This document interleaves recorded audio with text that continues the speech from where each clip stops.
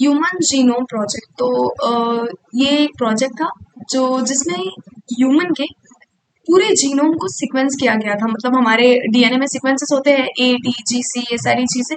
तो सारे न्यूक्लियोटाइड्स को सीक्वेंस किया गया था। इसको बोला था human genome project.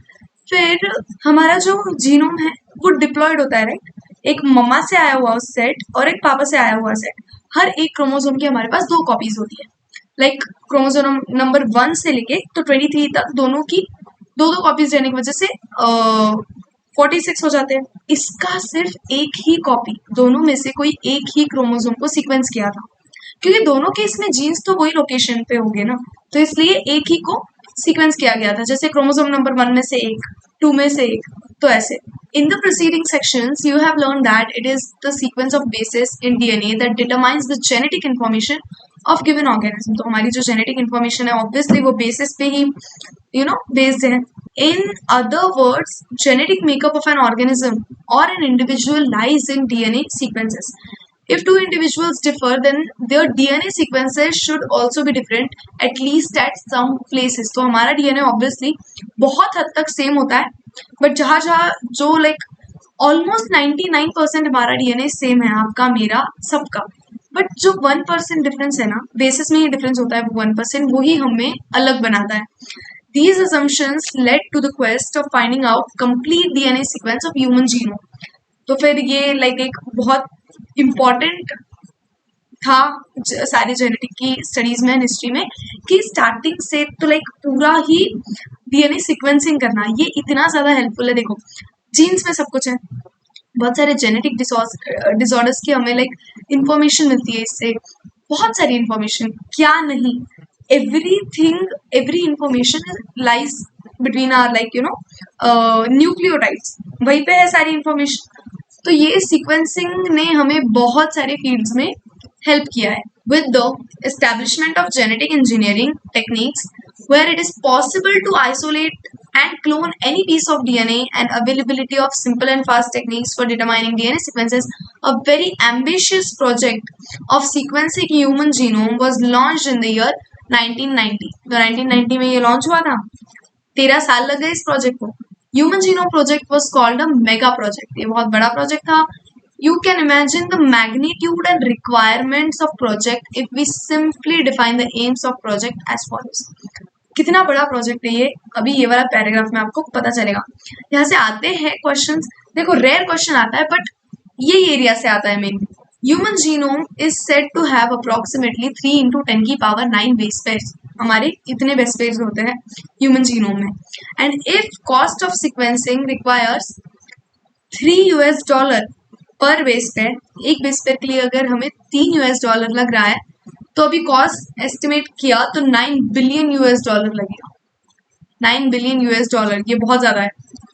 Further, if obtained sequences were to be stored in type form in books, अगर हमें बुक्स में स्टोर करना पड़े तो ये कितना ज्यादा इंफॉर्मेशन है हर एक बेस पेयर का, तो ये इंफॉर्मेशन बहुत ज्यादा है। And if each page of book contains 1000 letters and each book contains 1000 pages, then 3300 such books would be required to store information of DNA sequence from a single human cell. तो ये like इतना ज्यादा complicated project था। फिर हमने तो ये सारा डाटा ऑब्वियसली बुक्स में स्टोर नहीं किया ना, और ये कि आपको ये पूछा नहीं जाएगा, ये तो जस्ट इस प्रोजेक्ट का मैग्नीट्यूड बताने के लिए ये सारी इंफो दे रखी है कि इतने बुक्स, इतना ये। The enormous amount of data expected to be generated also necessitated the use of high-speed communicational devices for data storage and retrieval and analysis.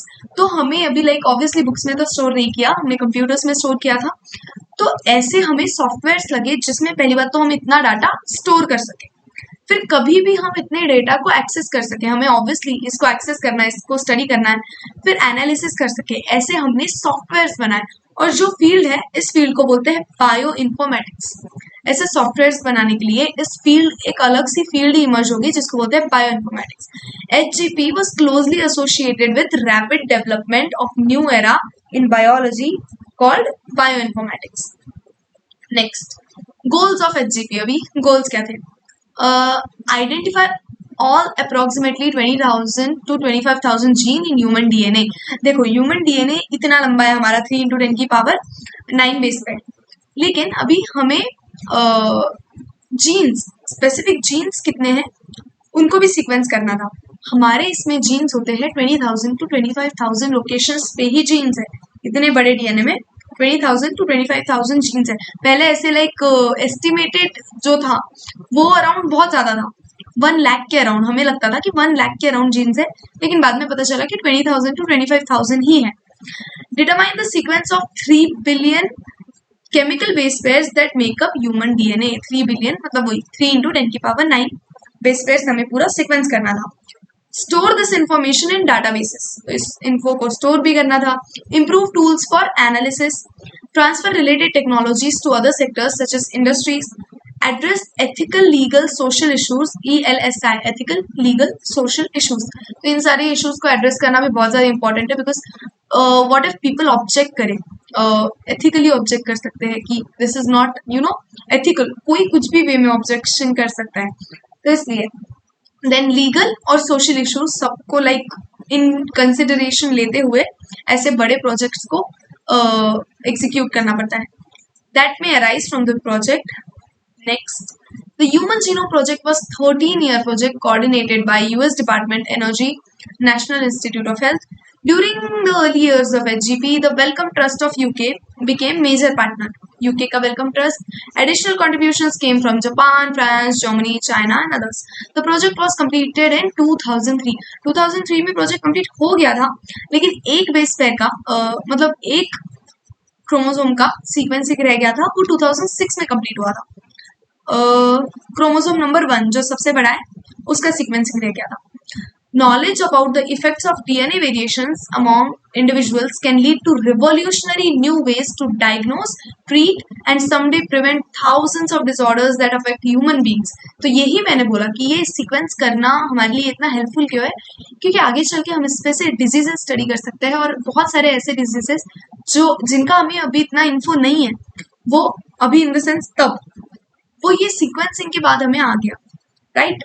Besides providing clues to understanding human biology, learning about non-human organisms, DNA sequences can lead to understanding of their natural capabilities. दूसरे भी organisms को हम study कर सकते हैं इसी वे में। That can be applied towards solving challenges in healthcare, agriculture, energy production, environmental remediation.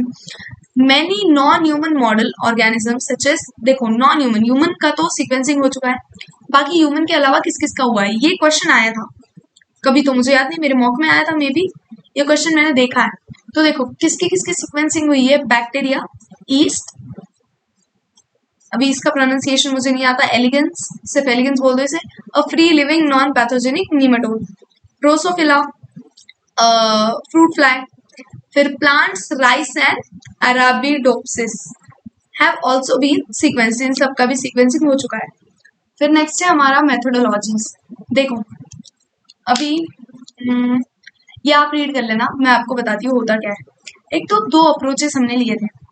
एक तो पहला ये अप्रोच था कि हम क्या करेंगे, हमारा जो डीएनए है ना, डीएनए में पर्टिकुलर जगह पे जीन होता है, तो सिर्फ जहाँ जहाँ जीन्स है, जितने भी जीन्स है, सिर्फ उनको ही सीक्वेंस करना।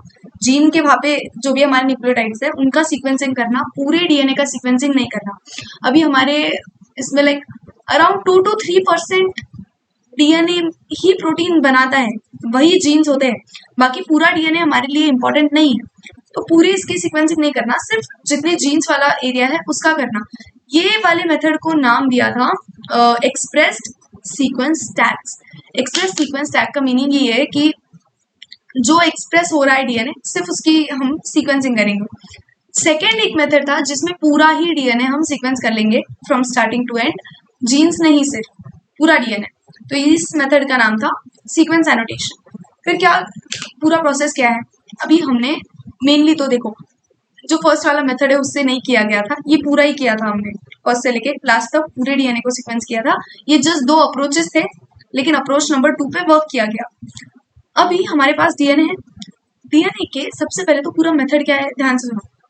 डीएनए है, उसके हम छोटे छोटे टुकड़े कर लेंगे, बिकॉज ऑब्वियसली इतना बड़ा डीएनए है तो कॉम्प्लेक्सिटीज बहुत आती हैं, एक साथ हम उस पर वर्क नहीं कर सकते, तो डीएनए के टुकड़े करेंगे।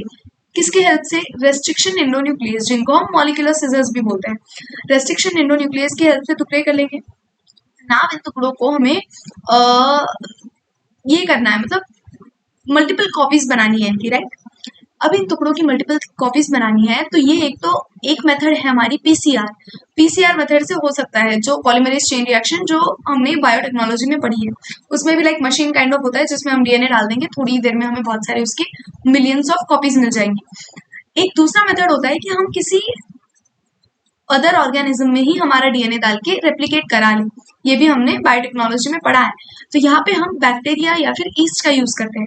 बैक्टीरिया में या फिर ईस्ट में हमारा जो भी डिजायर डीएनए है वो डाल देंगे हम, और उसकी मिलियंस ऑफ कॉपीज वो बना देगा हमें, जितनी भी कॉपीज चाहिए। तो ये होता है, ओके, हमें कॉपीज लगेंगी ना। हम डीएनए, जो हमारा डीएनए है, हमारे डीएनए के टुकड़े, वो उनकी कॉपीज बनाने के लिए बैक्टीरिया में डालना है, तो कैसे डालेंगे? वेक्टर्स की हेल्प से। वेक्टर क्या होते हैं? दो वेक्टर इन द सेंस जो लेके जाएगा हमारा डीएनए बैक्टीरिया में या फिर ईस्ट में, जो भी ऑर्गेनिज्म में हमें डालना है। तो ये वेक्टर्स दो टाइप के होते हैं, एक तो है बीएसी, बैक्टीरियल आर्टिफिशियल क्रोमोसोम, मतलब प्लाज्मिड्स, जैसे प्लाज्मिड्स काइंड ऑफ थिंग हमने उधर पढ़ा था बायोटेक्नोलॉजी में कि प्लाज्मिड्स होते हैं जो डीएनए को जोड़ के लेके जाएंगे अंदर। सेम चीज बीएसी, बैक्टीरियल आर्टिफिशियल क्रोमोसोम, ये बैक्टीरिया में लेके जाएगा। और वेट, क्या हो रहा है, हाँ, वाईएसी, ईस्ट आर्टिफिशियल क्रोमोसोम, जो ईस्ट के अंदर लेके जाएगा। ओके, नाउ ये रीड आप कर लेना।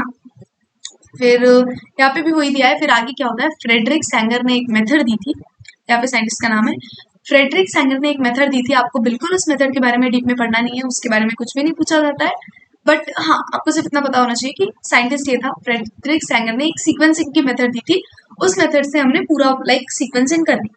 एक और चीज, ये जो फ्रेडरिक सैंगर था, इसने प्रोटीन सिंथेसिस, मतलब प्रोटीन के सीक्वेंसेस की, अमीनो एसिड के सीक्वेंस निकालने की भी मेथड दी थी इस ही साइंटिस्ट ने, फ्रेडरिक सैंगर। तो ये भी याद रखना। फिर फिर यहाँ पे वही चीजें दे रखी है, आप रीड कर लेना। मई 2006 में फर्स्ट वाला क्रोमोसोम जो था उसका सीक्वेंसिंग हुआ, बोला मैंने पहले ही कि 2003 तक ही प्रोजेक्ट खत्म हो गया था, बट एक 1 वाले क्रोमोसोम का रह गया था, तो वो एक्सटेंड होके 2006 तक हो गया। देन हम देखेंगे अभी salient features of human genome.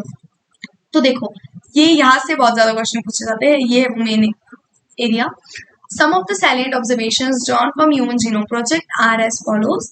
The human genome contains 316.7 million base pairs. इतने मिलियन बेस पेयर्स हमें होते हैं, मतलब ये 3 बिलियन के अराउंड हो गया आसपास, 3 into 10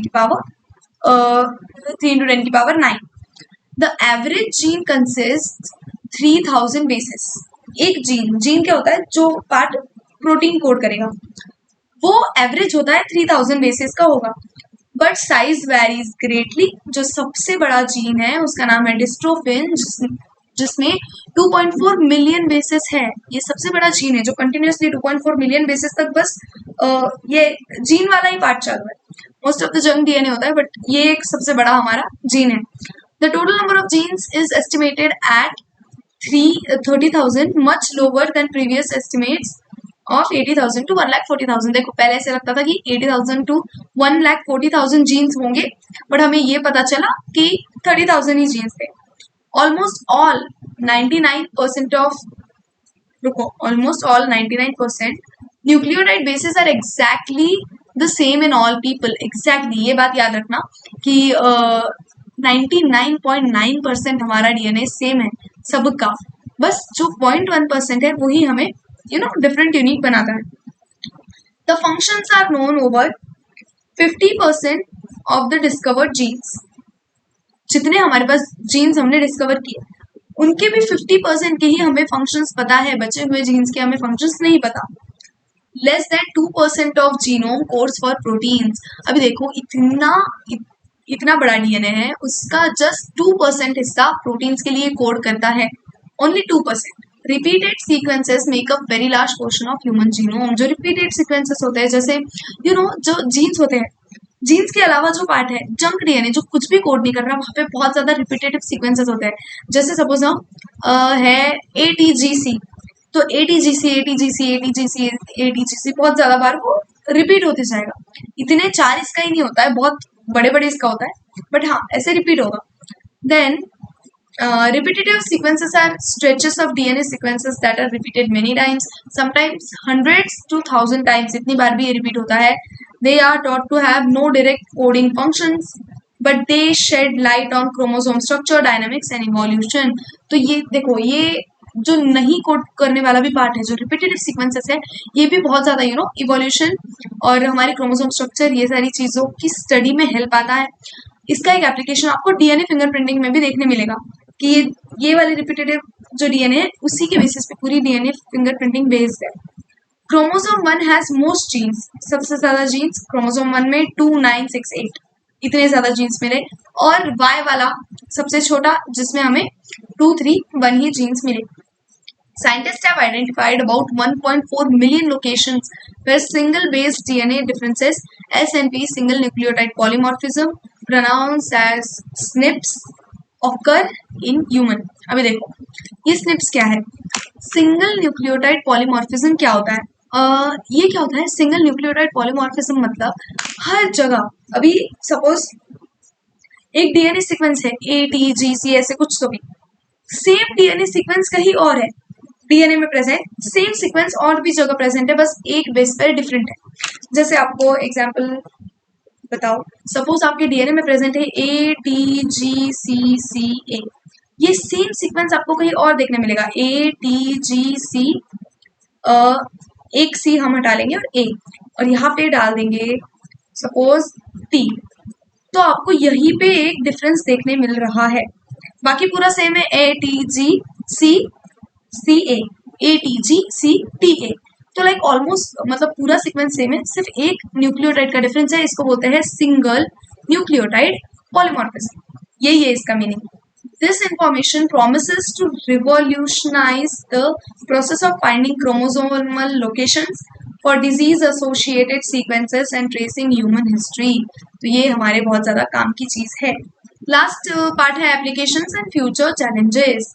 Deriving meaningful knowledge from DNA sequences will define research through coming decades, leading to our understanding of biological systems. देखो ये पूरा पैराग्राफ यहाँ पे कुछ इतना इंपॉर्टेंट दे नहीं रखा है, लास्ट वाला पार्ट है, आप रीड कर लेना. ऐसे भी मैं रीड करूंगी ना तो आपको कुछ समझेगा भी नहीं, तो आप खुद रीड कर लेना. हो गया फिर ह्यूमन जीनोम प्रोजेक्ट, इतना ही था. तो आपको बस वो इंफॉर्मेशन याद रखनी है, ये वाली, ये सबसे ज्यादा इंपॉर्टेंट इंफॉर्मेशन है. Salient features of human genome, ये सबसे ज्यादा इंपॉर्टेंट है. यहाँ पे मेन मेथड्स भी इंपॉर्टेंट नहीं है, बट ये वाली चीजें जैसे गोल्स ऑफ HCP, ये बहुत ज्यादा इंपॉर्टेंट है. Okay, now thank you.